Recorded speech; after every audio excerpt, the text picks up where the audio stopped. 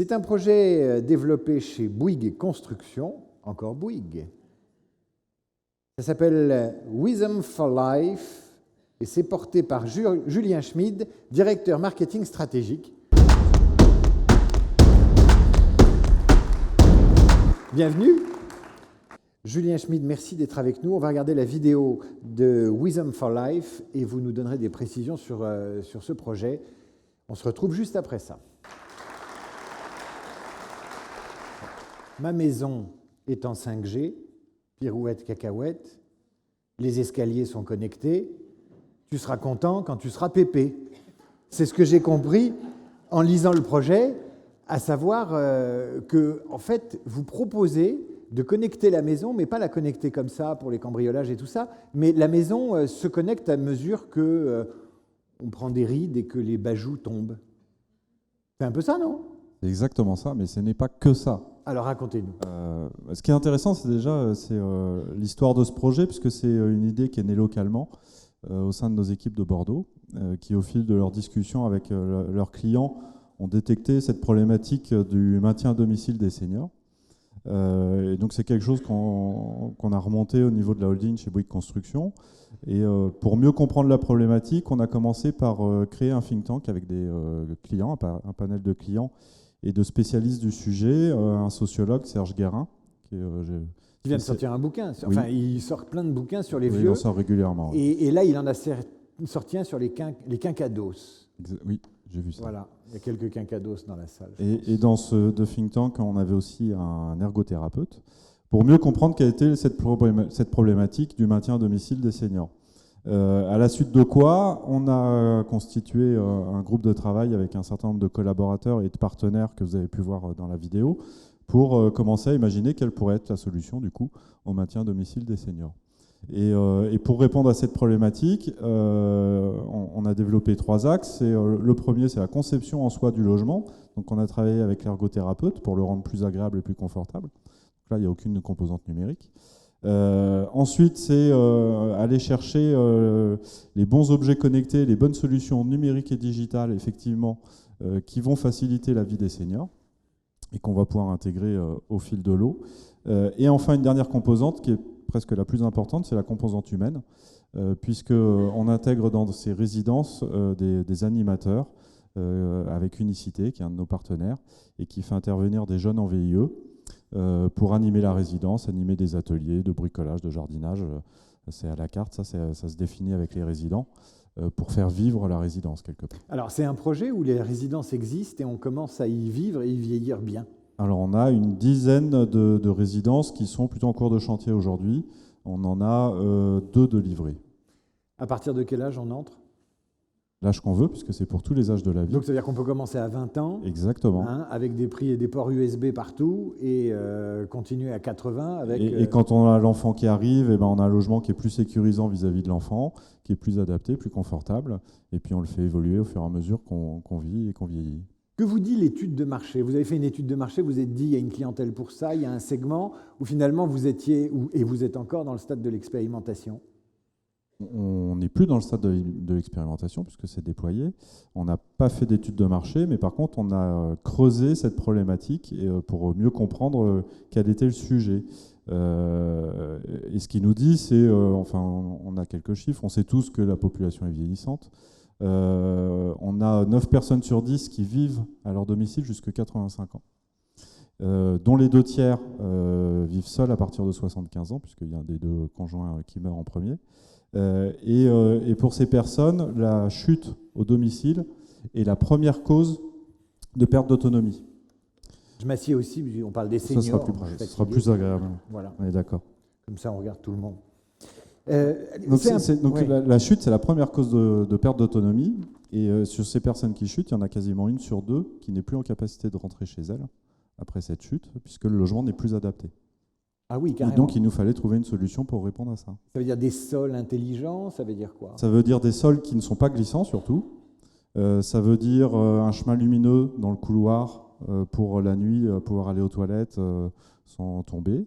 Ça veut dire des détecteurs qui vont allumer la lumière toute seule, etc. Parce que c'est un peu comme la voiture de James Bond, on a envie de connaître tous les gadgets, entre guillemets, même si ce n'est pas des gadgets au sens péjoratif du terme, mais racontez-nous, quoi. Les fenêtres, la cuisine, les alertes incendie. Il y a en ce moment, le gouvernement a développé des subventions pour rénover toutes les salles de bain de France, en pensant notamment à la grande dépendance et à ces accidents. J'imagine que c'est la maison de James Bond à 80 ans, quoi. On peut le voir comme ça. Pour être vraiment très pratique, on intègre une douche à l'italienne, il n'y a pas de baignoire dans ces logements. La salle de bain est directement contiguë de la chambre principale pour pouvoir éventuellement créer un accès direct entre les deux. On a un partenariat avec Pharmagest, qui est une entreprise qui est extrêmement intéressante, qui connecte un certain nombre d'équipements dans le logement pour détecter la dérivation du comportement de son occupant sur du moyen long terme. Avec des datas, donc. Avec des datas, avec l'exploitation il mesure le nombre de fois où la personne va sortir dans son logement dans la journée, essayer de comprendre quelles sont les habitudes et comprendre à partir du moment où la personne commence à ne plus avoir les mêmes habitudes. Mais ça veut dire que si on va pisser 5 fois dans la nuit, paf, cancer de la prostate. Non, mais au final, on va vers ça. Si on lit le bouquin vous voyez, hein, je vais bientôt rentrer dans la maison de Marc Duguin.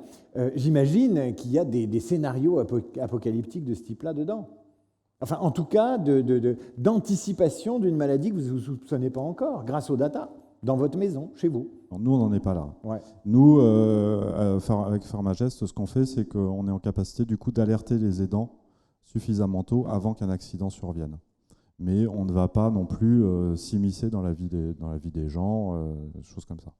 J'ai une question sur le pricing de tout ça. Combien ça coûte? Est-ce que ces habitats coûtent une fortune ou est-ce qu'au contraire, finalement, les innovations qui sont dedans sont assez simples et peu coûteuses à mettre en œuvre?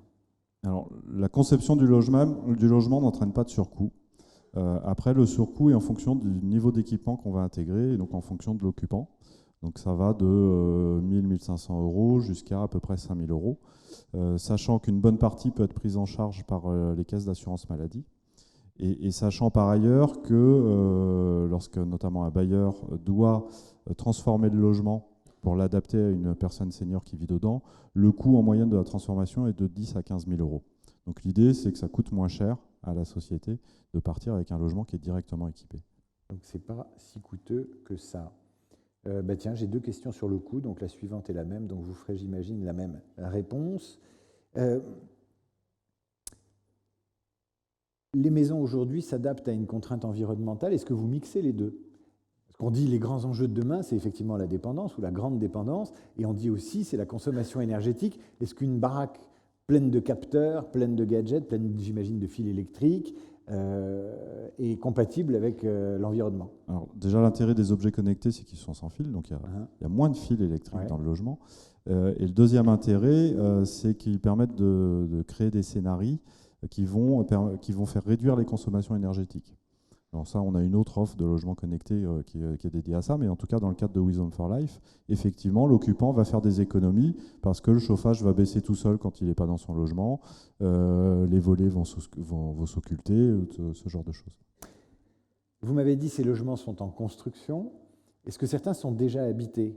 Non. Oui, on a 2 résidences qui sont livrées. Ça veut dire que vous observez à mort ce qui s'y passe? Non, non. Enfin, non, c'est pas notre job. Non, mais par curiosité quand même. Non, on est retourné voir les habitants. On a envie d'évaluer l'efficacité, soit des dispositifs d'alerte, soit des dispositifs de prévention. Pas de les regarder comme des cochons de laboratoire, mais enfin, on a envie de savoir quand même. On est retourné les voir pour effectivement comprendre si on répondait à leurs besoins, s'il y avait des choses à faire évoluer, etc. Et il se trouve que tout le monde était vraiment ravi parce qu'ils avaient l'impression de rentrer dans un logement qui est plus confortable, qui n'est pas stigmatisant, on ne rentre pas dans un EHPAD. Donc on a des familles qui vivent dans ces résidences, qui sont très heureuses, et avec la possibilité pour leurs bailleurs d'améliorer le niveau d'équipement de leur logement. Un animateur pour combien d'appartements, me demande le 06, etc. On prévoit un animateur par résidence qui vient 1 à 2 fois par semaine pour animer ces ateliers. Et qui est à la fois un travailleur social, qui est à la fois un Chief Happiness Officer et qui est à la fois un CDO, un Chief Digital Officer. Il est surtout Chief Happiness Officer, effectivement. Ouais. Et puis, il crée les ateliers en lien avec les résidents pour répondre à ce qu'ils souhaitent, à leurs besoins. C'est assez bluffant. Est-ce qu'on rentre dans ces maisons en étant déjà une personne âgée connectée, ou est-ce qu'on y entre sans avoir... Ma mère, par exemple, a 82 ans, si je lui mets un téléphone entre les mains, elle me dit « va des rétros ». Quoi. Il comprend rien. C'était un grand enjeu pour nous, effectivement, c'était de faire s'effacer la technologie. Et donc c'est pour ça qu'en fait, on a créé des scénarios d'usage qui automatisent un certain nombre de fonctions pour, au contraire, simplifier la vie des gens et qu'ils aient moins à intervenir dans l'usage de leur logement que dans un logement classique. Donc il y a une ergonomie qui est pensée pour que le digital ne soit pas un frein. J'ai une question là. Voilà, les seniors sont-ils un frein avec le digital? Est-ce que c'est un obstacle à ce projet? Visiblement, non, pas du tout. Là, c'est plutôt un outil au bénéfice des seniors, puisque on ne se rend même pas compte finalement que le logement il est connecté, qu'il y a des objets et des choses comme ça. Vous avez dit une maison qui évolue au fur et à mesure de la vie. On pourrait très bien imaginer que cette maison, elle accueille un jeune couple avec son bébé. Les bébés ont d'autres problématiques que les très vieux, mais parfois ça se rejoint parce qu'ils tombent aussi. Et donc, est-ce qu'on peut imaginer vraiment une maison qui commence à l'âge de bébé et puis qui se termine, ma foi, une vraie maison de famille, quoi? Ben c'est le cas, c'est Wisdom for Life, effectivement. C'est vrai? Quand il faut se lever la nuit pour aller donner le biberon au bébé, Ouais. et ben on a un chemin lumineux, on a une lumière tamisée, on a des équipements qui sont plus sécurisés, le sol qui n'est pas glissant, donc le bébé, quand il va commencer à marcher, il ne risque pas de tomber, de glisser. J'ai une question vicieuse, mais Bouygues, c'est TF1. Est-ce qu'on n'a qu'une seule chaîne dans cette maison ou est-ce qu'on a le droit aux autres chaînes? Est-ce que quand on ouvre une fenêtre, c'est Jean-Pierre Pernaut qui s'affiche en hologramme? Parce que Jean-Pierre Pernaut, il est l'ami des seniors, quoi. La salle de bain est par ici, le bœuf bourguignon est terminé. Il y a aussi Yann Barthès. Et oui, c'est vrai qu'il y a Yann Barthès. Pour tous les âges de la vie. Est-ce qu'il y a des questions sur cette maison connectée? Qui veut sa place et sa chambre? On va vous donner un prix qui sera le même tout au long de votre vie, puisqu'il correspondra à un bon souvenir. Merci. Une belle surprise.